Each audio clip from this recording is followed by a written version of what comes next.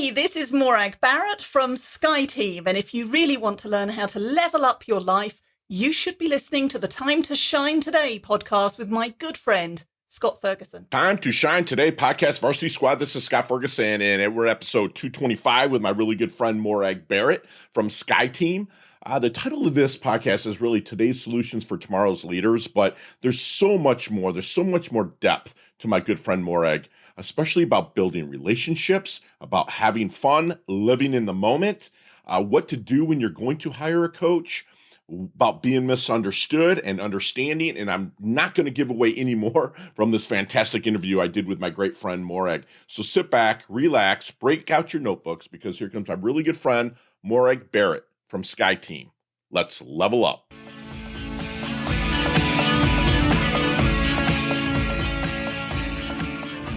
Time to Shine Today podcast, Varsity Squad. This is Scott Ferguson, and I got my SkyeTeam rock star, who was introduced to me by my VIP rock star, Miss Casey Haston.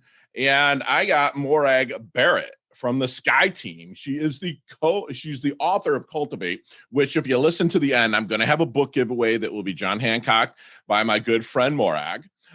She's the author of Cultivate, the Power of Winning Relationships and the Future-Proof Workplace. Her mantra is business is personal, relationships matter. As the founder of SkyeTeam, an international executive development company, she supported the development of more than 10,000 leaders in 20 countries and on 6 continents. And I cannot wait to dig in to my good friend Morag's story. And Morag, please come on, introduce yourself to the Time to Shine Today podcast, Varsity Squad. But first, what's your favorite color and why? Purple. Purple, why is that? Because it's my favorite color. I mean, does it need to go any deeper than that? Yeah, I do. Here at Time to Shine Today, we like to know that. I think that purple is vibrant. It's the color of royalty. There you go. You can hear it in her voice. We got a little British going on over there, and royalty is where it's all at, and that's what purple. And then purple's also red and blue has that kind of cool and calm, and red is fiery and ready to rock. And I think Morag's a lot of red in there as well. So Morag, let's get to your story. Let's hear about this. I want to see how we came up to SkyeTeam. Oh, wow. Oh, my goodness. Well, the potted history. I'm on my 5th career. Okay. I was going to be an engineer, bit of a geek and nerd, 5 people in applied mathematics at high school, that sort of thing. I also did physics. Pants. I think there was 6 of us in that class. I was the only girl in both. Okay. But there was a chapter, I had to do economics as well. And there was a chapter on how banks create money. And I thought, oh my goodness, this is fascinating. So I actually went into banking.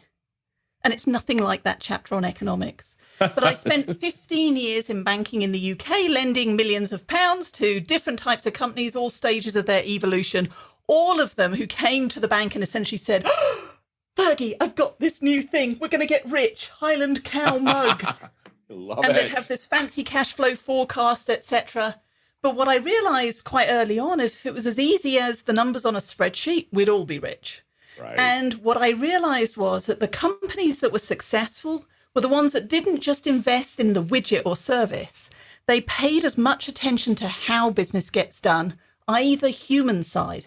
So that's what pivoted me from numbers into leadership and executive development. And as a result, I ended up moving to Colorado for an American telecom company. And then 14 years ago, in the blink of an eye, I started SkyeTeam, and we now work with leaders around the world on how to bring your human to work. And that's the potted story of from there to here and who knows what. And in between, 2 books, a 3rd on the way, 3 boys, all 6 foot tall. I'm a ballroom dancer for a little bit of fun when we're allowed up close with other people. There you go. I love that. Bring your human to work. That's fantastic. So then, Morag, what makes a great leader?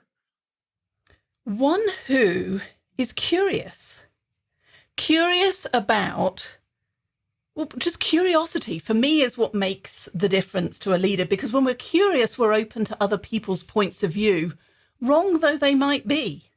When we're curious, we're open to the fact that we as leaders might be wrong on many occasions, and therefore open to changing our view.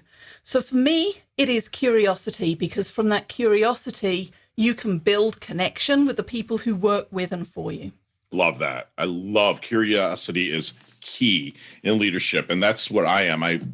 so curious. I want to know about everyone. That's why I kind of started Time to Shine today. Is like I'm curious about everybody's how they got their whys, where they got to, why they're there, and I can pick up a knowledge nugget from every single person that I bring on here. It's a selfish thing for me, but my squad, my listeners, they get to actually, get the fruits of that labor as well. So thank you so much. So then if you're starting to work with a company and you're kind of going through the discovery period, what is some secret sauce over at SkyeTeam, if you don't mind sharing, to help them maybe find their blind spot? So it goes back to curiosity and asking questions and being skeptical. I mean, websites and so on will give you what the marketing team want you to believe about the organization. Glassdoor obviously will give you the predominantly negative stories and those who've got an axe to grind or a story to vent. But what we like to do is go in and talk to a cross-section of leaders at all levels. So for me, you're asking again, what makes for a great leader? Well, leadership happens at all levels in organizations. So we will go in and spend time, not just reading documents, but also understanding what makes this place special. Because irrespective of the blind spots, most organizations are successful. You're in business, that's success. Absolutely. But you're missing opportunities for the sake of, and that ... fill in the blank, comes through the power of those conversations. And it always amazes me just what people are willing to share with me, a complete stranger, the outside consultant. When I say to them, well, Fergie, have you mentioned that to your boss? Have you raised it internally? And it'll be, oh, no, I couldn't possibly. So we're able to then distill down those themes and present them in a way that isn't finger pointing and blame, but allows a company and leadership to capitalize on the strengths that are already there. But then make an informed decision around where do you want to polish off the edges? Where do you want to course correct so that you can pick up speed and be nimble and agile, especially in a changing environment like we're in right now? I love that. So while you're in that discovery period and kind of working things out and getting a game plan in place, is there any good question that you wish they would ask you but never do? Oh, turning the magic on. I mean, I'm often asked the question that most bamboozles me, befuddles me, and a few other bees is, how long will this take? And can you do it in half a day? So that whole desire to move fast. And I'm always like, well, hang on a minute. You've taken months and years to behave yourself into this situation. It's going to make more than I'm good. My team is very good. But we aren't miracle walkers. Here's workers. Here's some pixie dust. And And so that's the question, which is an appreciation for when we're talking about culture change, when we're talking about individually and collectively unlearning and relearning new habits.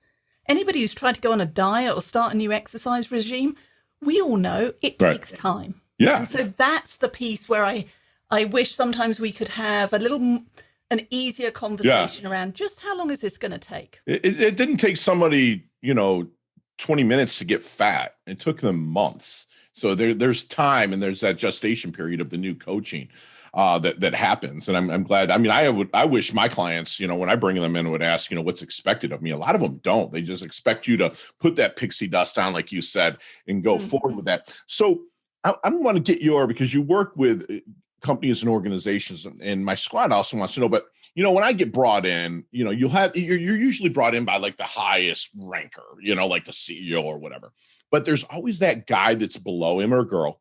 And they're like kind of hurt because they're like, why do we need this person to come in when we're going and we're making money and but the CEO says, listen, there's something missing. We need to level up. How do you handle that maybe second person in command? Oh, I love a good skeptic. And here's the thing, I work with the early adopters, and there are always going to be, I was a skeptic. If I go back to my early banking career, I remember, for example, when emotional intelligence was first being talked about as a phrase. And in banking, I remember being told, it's not personal, it's just business. And I was still drinking that Kool-Aid, and I thought, oh, emotional intelligence, it's the latest buzzword. I remember my boss saying, leave your emotions at the door. Well, the more I study it, the more I come around in terms of this is core to everything. We can't leave our emotions at the door. Think about the last 12 months. I'll be honest, learning to live in a two-dimensional Zoom virtual facilitation world was not my world. I believed if you want to be a better human, you need to learn to do that with other humans in a 3D environment. Sure. Well, the pandemic made sure that we all had to change. Well, now I have the full studio set up. And while I have experienced, and some of your listeners will be the same, PowerPoint presentations and virtual delivery that makes you just want to poke your eye out or fake yeah, we hate them here. I've got bad internet, I'm going to hang up, Fergie. When it's done well, like we've learned to do at SkyeTeam, it can be transformational. Awesome. So when you talk about the second layer down being, hey, not in my backyard, not me, it's everybody else who needs it, fine. You know what? We'll accelerate the success of your peers. And when you see the results that they're getting, you're going to want a piece of that pie. And we'll come back to you later. You keep them looped in on everything, though, right, Morag? Say that again. You keep even the skeptics looped in on everything, correct? Absolutely. Bring them on board. Bring the skeptics into the let's design the program then. There you go. You don't believe it's going to work. What does success look like for you? What are the things that you've tried before that we don't want to replicate or we want to try in a different way? Right. So bring them close. Because then it's not being done to them. It's being done with them. Yeah. And it's being done with their own hearts and mind and their own why, as you talked about earlier on. Sure. Front and center. Love it. I love that you said that. So, have you seen the movie Back to the Future? I know I look very young, but yes, I have seen Back to the Future. Okay. Just a couple of times. Love Me that too. movie. Me too. I'm coming up on 50, so I've seen it probably 40, 50 times. It's crazy. One of my favorite movies. But let's get in that DeLorean with Marty McFly. Let's go back to the 22-year-old Morag.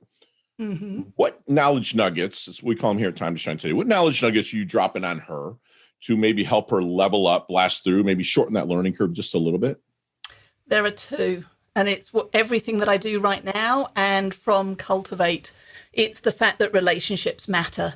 And whilst I didn't have damaged relationships at work, I was not intentional about maintaining and nurturing them.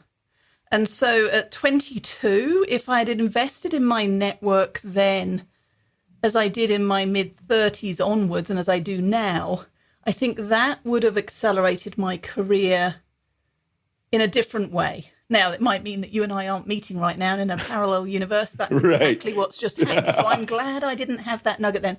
But yeah, it's never too soon to invest in the quality of your relationships. And the second one is believe in yourself. Because certainly in my banking career, which in the 90s, because I'm the other side of 50, I'll say, Fergie. I can't see it, but I'll take your word for it. Well, there you go. So, but I remember it was definitely a hierarchical, male-dominated world. When I became a bank manager and a pillar of the community, I started on the entry-level salary for that grade, which was a third of what the retiring male manager was making for the exact same role. Wow. But I remember being told I was too young to be a manager. I'd just been put through the accelerated management development program. But you're too young. But I was still too young. Then it was, you haven't worked in a big enough branch, so you move to the next one. Then you haven't managed a big enough team. It was always hurdles. Yeah. So here's the thing, you've got to stay in the game. So you've got to believe in yourself first and go for those opportunities, even if you aren't 100% checking all the boxes. And if you aren't getting those opportunities where you are, have that conversation with your boss and make a choice to stay anyway or go to a different pond, a different company, a different team to get those opportunities. Love that advice. And I didn't. I was working still on the keep my head down, work hard, do good work, and eventually that will get recognized. And we need to all stand in our own truth and be ready to say, actually, I am ready. Give me a chance. Here's what I'm looking for. Well, that's amazing. And thank you for sharing that. That's like transparency with value add, but with a story. And thank you for sharing that. So how do you want your dash remembered, Morag? That little line in between your incarnation date and your expiration date, your life date and death date on your tombstone. How do you want Morag's dash remembered? Oh, gosh. Having said goodbye to both of my parents, my dad's funeral was part of the catalyst for me because it wasn't just that he knew somebody, he knew everybody. And the first thing that came to mind when you asked about that dash is a connector. It is. And that's what I want to be remembered for, because the quality and the powerful professional relationships and social relationships we have is what transforms the satisfaction with life, with work, with everything. And so if I want to be remembered, it's as the connector, the go-to person who will either help you to identify and resolve your blind spots and challenges, or if I can't, I know somebody who can. And either way, you win, you move forward. Love that. Love such a place of service right there. Fantastic. Morag, then what keeps you up at night? Other than indigestion. No, I got that too. Indigestion. It was funny this week. I had a 10-hour sleep night, which I've never had, but I put it down to the second COVID jab, and I woke up the next day energized. But what keeps me awake at night? I'm definitely a glass half full person. I'm excited by life, though I share that with the caveat that I recently published a LinkedIn post talking about how I'd lost my mojo and found it again. Mm-hmm. So as much as I'm glass half full, that's what keeps me awake at night more often than not, is the ideas and the excitement about how can we communicate the importance of our network and relationships at work in a way that resonates for people. And on the dark days when I still have them, like losing my mojo at the beginning of this year, it's it's still around how do I move faster? It's usually the negative side, which is I'm not moving fast enough. Right. And I have to give myself grace to understand. You got to give yourself them props, man. The pat on the back, you're killing it. I love it. So then, Morag, what do you think people misunderstand about you the most? What do they misunderstand the most, other than my accent? I love it. I was once introduced. Kind of sexy. I love it. Well, yeah. Thank you. I have a Texas drawl when I'm not on camera. I was once introduced, though, at a keynote where somebody said, when you listen to Morag speak, you'll know she's not from around here. She doesn't speak English. And I'm thinking, actually, I do. You don't. Well, y'all speak American English. Right. So how am I often misunderstood? I think my pace. One of the things I am continuing to learn is to enjoy and revel in silence. Now, being at home arrest for the last year, I've got to enjoy the four walls and silence a lot more. But because I think quick, I join dots in different ways. I get excited about what you're saying. I can talk quickly. I have a habit of interrupting. And I have to remind myself that gets interpreted as rudeness, arrogance. I'm not interested in what you're saying.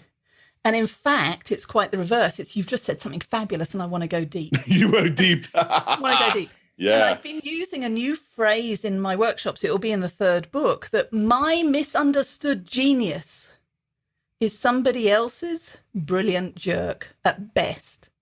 And at Say worst, that again, your misunderstood brilliance? Yes, your misunderstood genius. Or genius.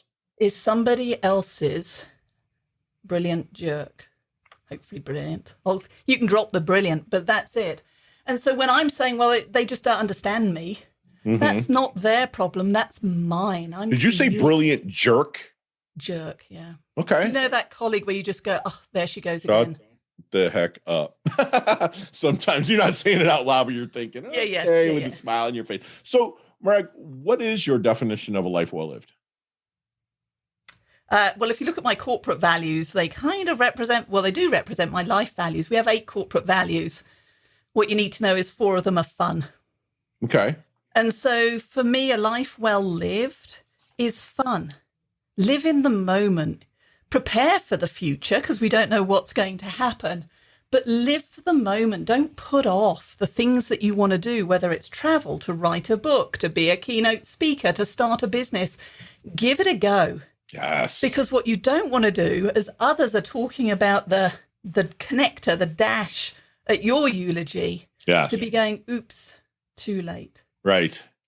And the thing is I have my coaching clients in my company is I always tell them to overlap happiness. And what I mean by that is everything's finite. Whether you're going through a bad day, that day's going to end. If you're like, oh, I'm going to visit Fergie, I'm speaking with Fergie in Miami next weekend, you're so stoked, guess what? That weekend's going to end, right? You're going to fly back to Colorado. You're beautiful Colorado, but you're so stoked. Like, I just am a big believer that overlap happiness, whether it's holding a door for someone and making them smile or passing on the compliment. That's one thing that I know that you do because I've watched some of your YouTubes. I've watched you in action a little bit, and I love that you do that. So let's take our cell phone our computer, our tablets, anything electronic out of this question. Let's take it out.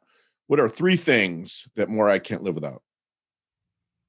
So I can't live without the ballroom dancing. I only started that a few years ago. Can't wait to look that up. Goodness. That is like Fly Me to the Moon, a bit of Frank Sinatra, a good foxtrot, or going to the Grizzly Rose and the Cowboy Bar and doing swing dancing or whatever. Okay. Love it. And something that I didn't think I would ever be able to do. So that and music. And so when my mum passed away, because classical music was what I grew up with, I was not rock and pop and stuff. But it was classical music. When she passed away, for literally 5 years, I couldn't listen to music. It was just too ingrained in memories. It was heartbreaking. Sorry. And it coincided at the end of that period, moving to the States and joining the Broomfield Symphony Orchestra. And I'm a bassoonist, a flautist. I also play the piano. And so I remember... You're a flaunter? I'm kidding. I'm kidding. That's right. Flutist, I think is how you pronounce it in American English. But I remember coming back from that first rehearsal, Fergie, and I was literally bouncing off the walls. I had refound myself because I'd put it in a little box and put it away. So they're kind of connected. Dancing, that's the movement, music, and just, good chat. A glass of wine and friends and colleagues. It's the fun piece in a different way, but at a slower pace. Yes. Background music and just putting the world to rights. I'm hearing a lot of community in those 3 things, and I love that about you. That's fantastic. Time to shine today, podcast Varsity Squad. We are back with my SkyeTeam rock star, Morag Barrett. And Morag, we like to take our interviewees through our leveling up lightning round. You and I could talk literally, and I'm not even exaggerating, an hour on each one of these questions. You have 5 seconds with no explanation. So that urge to talk and explain, drop it for these 6 or 7 questions. You ready to rock? Indeed. All right, let's level up. Morag, what's the best leveling up advice you've ever received? Take the step forward. Yes. Share one of your personal habits that contributes to your success. Passion. Yes. Other than SkyeTeam, that's SKYE team.com, and of course, timetoshinetoday.com, my shameless plug. What website do you like to go to level up? HBR. Beautiful. Morag, you're seeing me. You're like, Fergie just looks like he's in his doldrums. He's a little bit down. Other than Cultivate, what book would you hand me to level up? Oh, The Advice Trap by Michael Bungay. You are the first freaking person to ever say it, and that's fantastic read. So I'm putting that in the show notes. Thank you so much. Morag, what is your most commonly used emoji? Oh, smiley face or a unicorn. I'm going with love it. Okay, and don't friggin' lie to me on this, young lady. Okay? But if you could stay one age for the rest of your life physically for the rest of your life and still keep all the knowledge you've garnered and continue to seek wisdom, what age physically would you stay for the rest of your life? Whatever it is today. Okay. Today is the best day ever. I'll take 32 all day. I've been in combat sports my whole life. I'm coming up on 50. I'll take 32. You're a liar, but I love you. So what's your favorite charity and or organization you like to give your time or money to? All right. So anything to do with the arts. So music.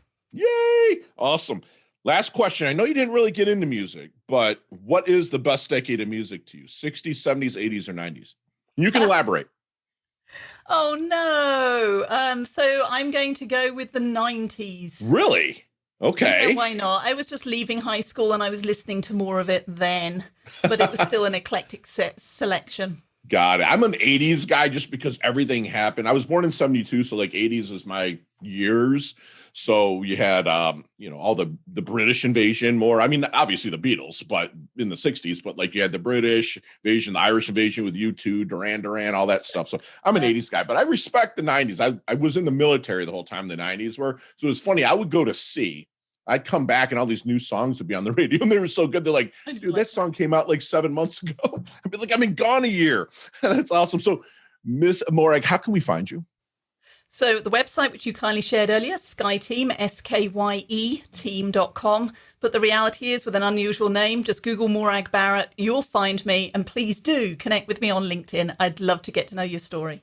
Excellent. And we're going to put that on the show notes. In Squad, we're also going to have a giveaway of Cultivate, The Power of Winning Relationships, paperback version. I'm going to purchase it and send it to my good friend Morag, and she's going to sign it and send it to the first person that comments on either LinkedIn, Twitter, Facebook, Pinterest, anywhere with SkyeTeam. I love SkyeTeam. I must say, I love SkyeTeam, and we will get your information. I'm going to purchase the book. Morag will sign it, and hopefully she'll take care of the postage. If not, I'll take care of that as well. But that is just fantastic. I can't wait to read. I just put it on my list. I'm sorry that I've just been crazy booked, or else I usually read all my guest stuff, but I'm going to read it. And Morag, if you can, pretty please, leave us with one last knowledge nugget you want us to take with us, internalize, and take action on. Investing in your professional relationships is not a nice to do. It's a need to do, because business is personal and relationships matter. Yes. So it's not a nice to do, but a need to do. Love that. That is going as your quote. In Squad, we just had a free masterclass from my really, really good friend, Morag Barrett, who's in her 5th career. She wants you to bring your human to work. She believes that a great leader is curious. It keeps you open to others' point of view. Even if they're wrong, you can still learn from them. But also, you might pick up a step from one of your subordinates that can actually help you level up. Just make sure you give them the credit also. She believes in asking powerful questions and listens with all the senses, not just her ears, but her eyes. She's going to watch your emotions. She's going to watch your reactions and whatnot. She wants you to remember that relationships matter, to be intentional and maintain and nurture those relationships. She wants you to believe in yourself, stay in the game. Like we say here from my good friend Leah Woodford, get your asking gear. If you don't know something, ask somebody and stand in your own amazement.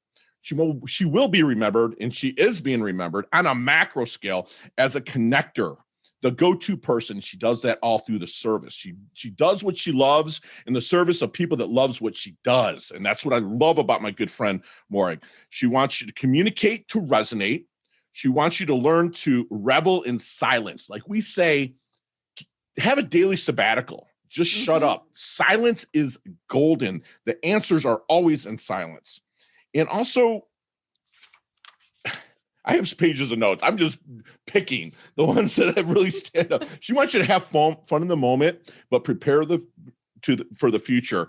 And relationships in good in business and personal is not a nice to do, but a need to do. And like she said before, maintain and nurture those relationships. That's what my good friend Morag does. She's humble yet hungry. She levels up her health. She levels up her wealth. She's part of the Time to Shine Today podcast Varsity Squad. She's earned her varsity letter. I'm blessed to know her, and I can't wait to collaborate with her a little bit in the future. Love your guts so much. Thanks, Fergie. It's been a pleasure. Yay. Talk soon. Bye now. Hey, thanks so much for listening to this episode of Time to Shine Today podcast. Proudly brought to you by Sutter & Nugent Real Estate Excellence, who can be reached at 561-249-7266 and online at www.sutterandnugent.com. If you're a business owner or professional who would like to be interviewed on Time to Shine Today, please visit timetoshinetoday.com/guest. If you like this episode, please subscribe on Apple Podcasts, Google Podcasts, Stitcher, Spotify, iHeartRadio, or wherever you get your podcasts. There's a link in the show notes to our website. Also there, you will see our recommended resources. We hope that you will support our show by supporting them. If you like what you've been listening to, it'd be great if you could just give us a 5-star rating and tell your friends how to subscribe while you're at it. I'm your host, Scott Ferguson, and until next time, let's level up. It's our time to shine.